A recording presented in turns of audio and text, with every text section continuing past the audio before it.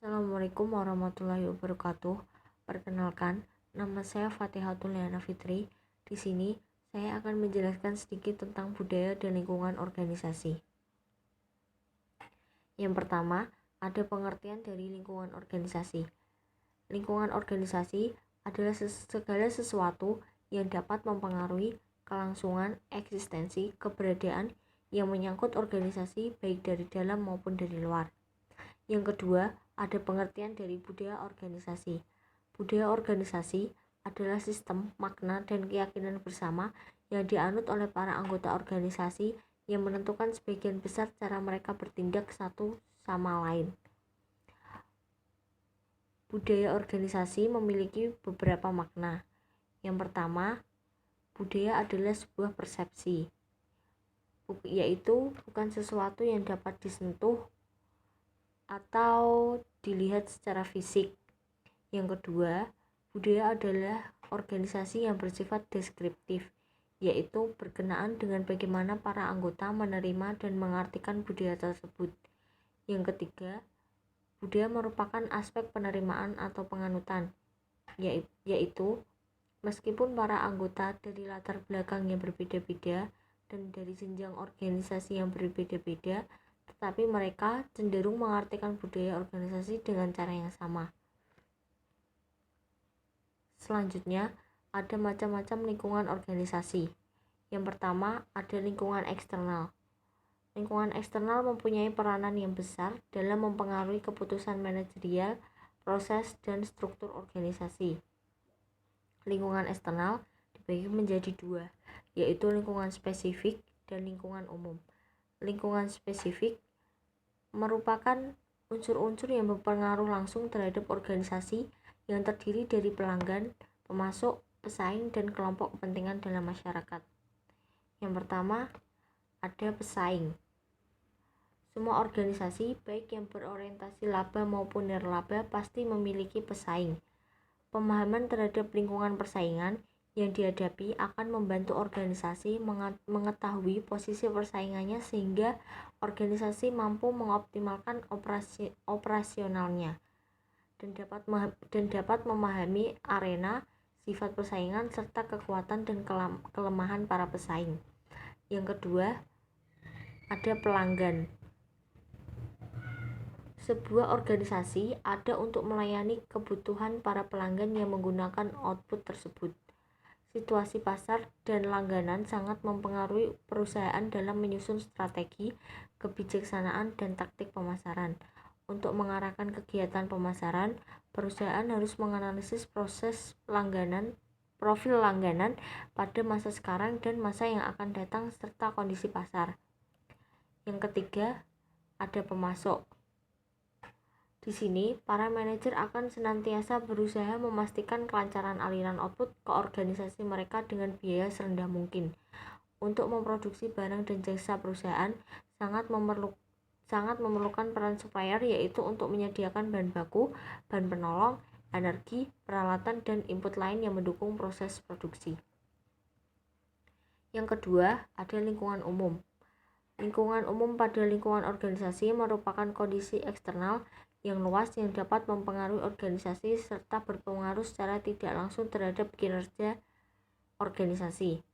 Lingkungan umum meliputi berbagai faktor, antara lain kondisi ekonomi, politik, dan hukum, sosial budaya, demografi, teknologi, dan kondisi global secara luas. Yang pertama ada kondisi ekonomi. Tingkat inflasi, masalah pengangguran, tingkat pertumbuhan pendapatan nasional, keadaan neraca pembayaran, kondisi pasar saham serta fluktuasi kurs valuta asing dan suku bunga adalah beberapa faktor ekonomi yang mempengaruhi praktik manajemen dalam aktivitas bisnis. Terdapat hubungan timbal balik antara keadaan perekonomian dan aktivitas bisnis atau dunia usaha. Kestabilan dan pertumbuhan ekonomi akan mendorong perkembangan dunia usaha, dan sebaliknya, perkembangan dunia usaha akan mewujudkan kestabilan dan pertumbuhan ekonomi. Yang kedua, kondisi politik dan hukum. Terdapatnya kestabilan politik dan kebijakan pemerintah yang sesuai dengan dapat menciptakan suasana kondusif untuk untuk mengembangkan aktivitas organisasi bisnis di berbagai bidang. Yang ketiga, kondisi sosial budaya. Para manajer perlu memperhatikan adanya perubahan sosial budaya masyarakat, khususnya pola dan tren pasar yang dituju. Manajer perlu menyesuaikan strategi bisnis terutama pemasaran dengan kondisi nilai-nilai sosial, kebiasaan, dan selera konsumen. Yang keempat, kondisi demografi. Kondisi demografi mencakup kebiasaan yang berlaku dalam karakteristik fisik dari populasi seperti jenis kelamin, usia, tingkat pendidikan, lokasi geografis, pendapatan, dan konsumsi keluarga. Perubahan pada karakteristik ini dapat berpengaruh pada kebijakan manajemen perusahaan dalam merencanakan, mengorganisasikan, memimpin, dan mengontrol organisasi bisnisnya. Yang kelima, ada teknologi. Teknologi merupakan salah satu faktor lingkungan umum yang paling dramatis atau paling cepat mengalami perubahan. Teknologi pun menjadi salah satu faktor yang mempengaruhi keputusan manajer terutama dalam hal pengembangan produk. Yang keenam, ada globalisasi. Globalisasi adalah salah satu faktor utama yang mempengaruhi organisasi bisnis.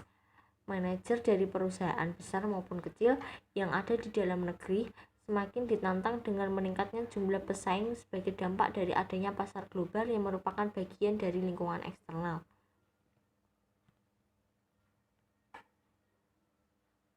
Berikutnya ada lingkungan internal.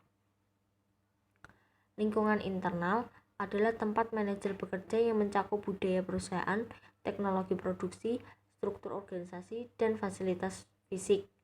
Lingkungan internal meliputi pekerja atau karyawan, dewan komisaris, dan pemegang saham. Yang pertama, pekerja atau karyawan. Pekerja merupakan orang-orang yang bekerja di dalam lingkungan suatu perusahaan atau organisasi yang menginginkan imbalan berupa upah atau gaji. Yang kedua, ada dewan komisaris. Dewan komisaris mewakili kepentingan para pemegang saham, di mana dewan komisaris memantau kegiatan dan mengawasi manajemen, serta memastikan kegiatan berjalan mencapai tujuan. Yang ketiga, ada pemegang saham. Tanggung jawab pemegang saham didasarkan pada seberapa besar saham mereka terhadap perusahaan. Jadi misal perusahaan memperoleh keuntungan, maka mereka juga akan mendapatkan imbalan yang besar pula. Berikutnya ada dimensi budaya organisasi. Riset mengemukakan bahwa ada 7 dimensi yang secara keseluruhan menangkap hakikat budaya organisasi. Menilai organisasi dari 7 dimensi itu akan memberikan gambaran mengenai unsur-unsur pembentuk budaya organisasi tersebut. Yang pertama, ada inovasi dan pengambilan risiko. Kadar seberapa besar karyawan didorong untuk inovatif dan mengambil risiko. Yang kedua, ada perhatian pada detail. Kadar seberapa besar karyawan diharapkan mampu menunjukkan ketepatan, analisis, dan perhatian pada detail. Yang ketiga, orientasi hasil. Kadar seberapa manajer berfokus pada hasil atau keluaran bukannya pada cara mencapai hasil itu. Yang keempat, orientasi manusia.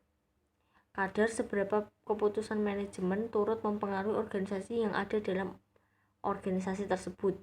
Yang kelima, orientasi tim. Kadar seberapa pekerjaan disusun berdasarkan tim bukannya perorangan. Yang keenam, keagresifan. Kadar seberapa karyawan agresif dan bersaing daripada bekerja sama.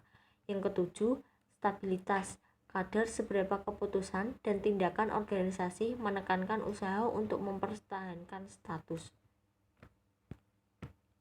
Berikutnya ada fungsi budaya organisasi. Menurut Robbins, fungsi budaya organisasi adalah sebagai berikut.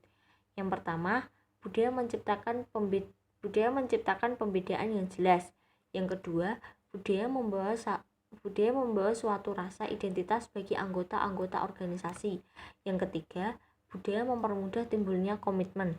Yang keempat, Budaya merupakan perekat sosial yang membantu mempersatukan organisasi itu dengan memberikan standar-standar yang tepat untuk dilakukan oleh karyawan.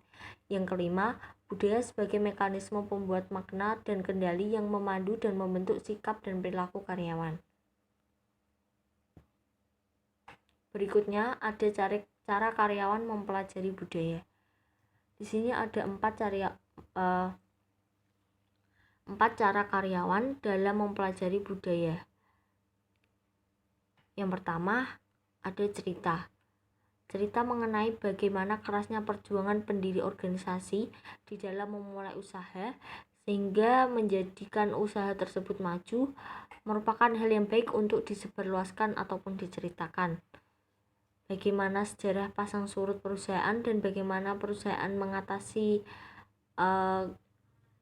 kemelut dalam situasi menentu merupakan kisah yang dapat mendorong dan memotivasi karyawan untuk bekerja keras. Yang kedua, ada acara simbiosis. Di dalam perusahaan, tidak jarang ditemui acara-acara ritual yang sudah mengakar dan menjadi bagian hidup perusahaan. Contohnya, selamatan memulai musim giling di pabrik gula. Yang ketiga, simbol-simbol kebendaan. Simbol-simbol atau lambang material merupakan seperti pakaian, seragam, ruang, kantor, dan lain-lain. Itu dapat diamati dan merupakan contoh unsur penting budaya organisasi yang harus diperhatikan, sebab dengan simbol-simbol itulah dapat dengan cepat diidentifikasi bagaimana nilai, keyakinan, norma, dan berbagai hal lain itu untuk menjadi milik bersama dan dipatuhi oleh anggota organisasi. Yang keempat, ada bahasa. Bahasa merupakan salah satu media terpenting di dalam mentransformasikan nilai. Dalam suatu organisasi atau perusahaan, tiap bidang, divisi, strata, atau semacamnya memiliki bahasa atau jargon yang khas, yang kadang-kadang hanya dipahami oleh kalangan itu sendiri. Hal ini menjadi penting karena dapat diterima di suatu lingkungan dan menjadi bagian dari lingkungan. Salah satu syaratnya adalah memahami bahasa yang berlaku di lingkungan itu. Dengan demikian, menjadi jelas bahwa bahasa merupakan unsur penting dalam budaya perusahaan. Sekian dan terima kasih.